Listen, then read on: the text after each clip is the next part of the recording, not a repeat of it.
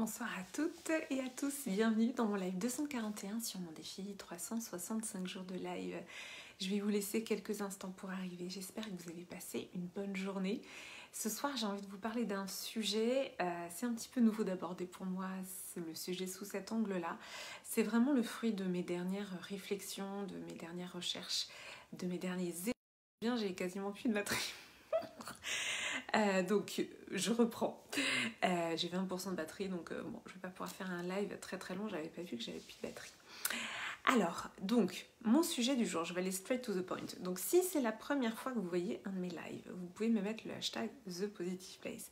Si vous êtes là en replay, mettez-moi le hashtag replay. Et puis, mettez-moi vos commentaires pour me dire si ça résonne, parce que pour moi c'est important de rentrer en lien avec vous.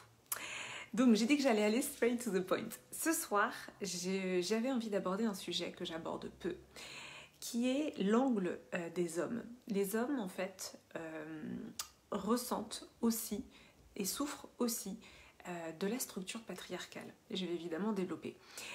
Vous le savez, enfin pour ceux qui me suivent, j'accompagne les femmes et c'est vrai que j'ai beaucoup étudié en finesse, en filigrane, ce que ça veut dire que cette structure patriarcale. Je parle bien de structure patriarcale parce que on est, merci Ibrahim, parce que on est dans une société qui a un héritage patriarcal qui est en train de s'en départir au niveau des lois, parce que, en effet, il y a des lois qui protègent les femmes voilà, dans la structure, mais pour autant, on a une structure patriarcale qui est infiltrée, j'ai envie de dire, dans les comportements.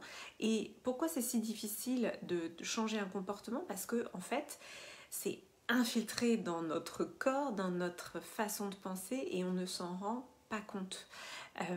On peut, entre guillemets, s'en rendre compte, c'est aussi tout le travail du développement personnel, ça consiste à réussir à changer des comportements, mais c'est vrai que c'est pas simple, c'est pas aussi simple que de dire que d'acheter un article sur Amazon, pour prendre un exemple.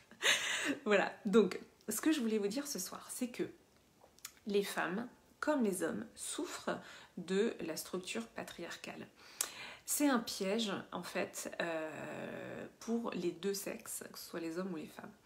Pourquoi? Parce que la structure patriarcale, qu'est-ce que c'est? C'est une structure qui favorise les rapports de domination, qui favorise la loi du plus fort, tout en façade disant que ce n'est pas la loi du plus fort, mais que évidemment qu'en France on a de la chance, il y a des lois, etc. et il y a des valeurs, mais il y a quand même cette dimension de valorisation du plus fort, valorisation de la compétition, valorisation de toutes ces valeurs de domination. Et dans ces valeurs-là, il y a beaucoup de choses qui sont infiltrées.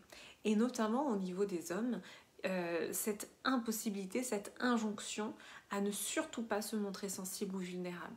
Donc ça, c'est une des plus grandes souffrances du masculin, c'est vraiment de ne pas avoir l'opportunité de se montrer sensible ou vulnérable, parce que dès qu'ils sont petits, on dit aux petits garçons surtout ne pleure pas, t'es pas une fillette. Voilà, ceux qui ont déjà vécu ça, voilà, vous pouvez me le dire. Donc il y a des injonctions pour finalement être fort, et donc dès l'enfance, et donc finalement pour le masculin ça devient impossible d'exprimer sa sensibilité. Il y a une terreur à l'âge adulte presque du fait d'exprimer sa sensibilité, de peur d'être jugé, de peur d'être rejeté, et c'est vraiment tout un cheminement pour pouvoir faire exprimer sa sensibilité. Et pour moi, le monde a besoin, et aujourd'hui on est vraiment à un passage, pour moi il y a deux choses. Notre monde, il a besoin de femmes qui rayonnent, voilà, qui s'expansent et qui rayonnent, qui prennent leur place, et elle a besoin d'hommes qui se sentent en sécurité pour exprimer leur sensibilité. Donc ça, pour moi, c'est les deux choses, c'est-à-dire que dans les polarités masculin-féminin, donc chaque être humain a en soi une polarité masculine et une polarité féminine. Nous les femmes, on a un féminin une polarité féminine qui a été extrêmement blessée, et un masculin, une polarité masculine qui n'est pas assez présente, Et c'est ce qui fait que justement on a du mal à se rendre visible, on a du mal à prendre notre place parce qu'on n'a pas assez de cette polarité masculine.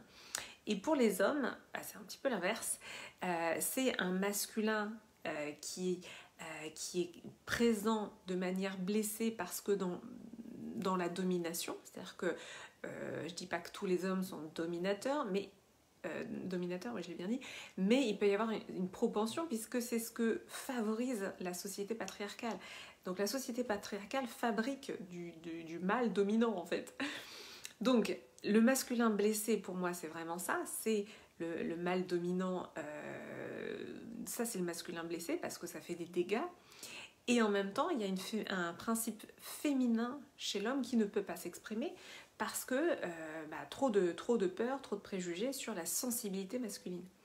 Donc c'est aussi pour ça que pour moi, au niveau collectif, il y a un déséquilibre.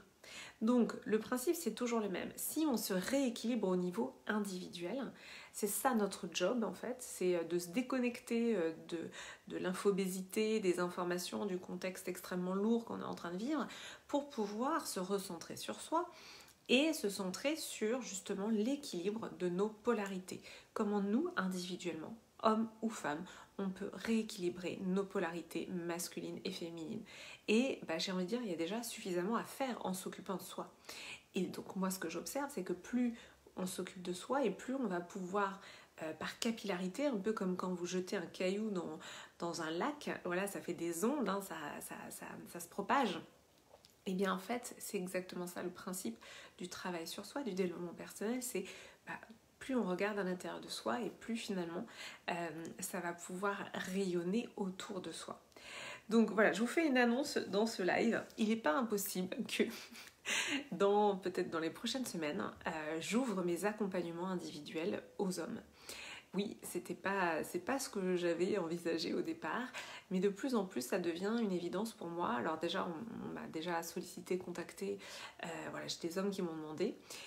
Et puis, ça devient de plus en plus évident pour moi que oui, il y a quelque chose à rééquilibrer au niveau du masculin, au niveau des hommes, et donc dans cet équilibre des polarités à l'intérieur de soi. Donc je vous en dirai plus voilà, prochainement. Ça date aussi d'aujourd'hui, de mes échanges, voilà, parce que j'échange en ce moment beaucoup, et il y a beaucoup de choses voilà, qui bougent dans ma tête et dans mes réflexions. Et donc voilà, c'est un petit peu à chaud. Je vous en dis pas plus parce que je ne sais pas moi-même encore quelle forme ça prendra et quand je vous l'annoncerai. Mais voilà, je le pose aujourd'hui. Pour moi, c'est en effet, je pense, important d'autoriser les hommes à exprimer leur sensibilité, qu'ils s'autorisent eux-mêmes à le faire et qu'ils se sentent en sécurité pour le faire. Notre monde en a besoin. Voilà, c'était un live un petit peu court, mais un message assez fort, en tout cas pour moi, parce que c'est tout nouveau. Voilà, c'est une toute nouvelle prise de conscience. Je vais vous souhaiter une très belle et douce soirée. Si vous pensez que quelqu'un a besoin d'entendre ce live, n'hésitez pas à lui partager. Si ce live résonne pour vous, si ça fait écho, dites-le moi en commentaire. Et puis voilà, je vais vous dire une très belle et douce soirée. Je vous dis à demain pour le live du coup 242. Je vous embrasse.